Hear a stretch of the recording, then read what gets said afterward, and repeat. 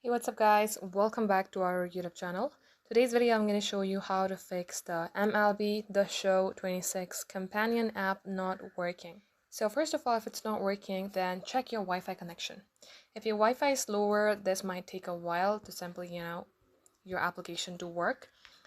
Now, next thing you could try is simply head over to your Play Store, search for the application name, and if you see update, tap on update.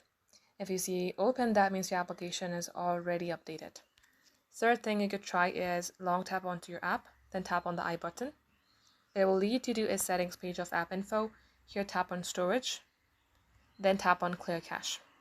Then tap on clear data, but make sure that you remember your credentials before you delete the application's data from your device.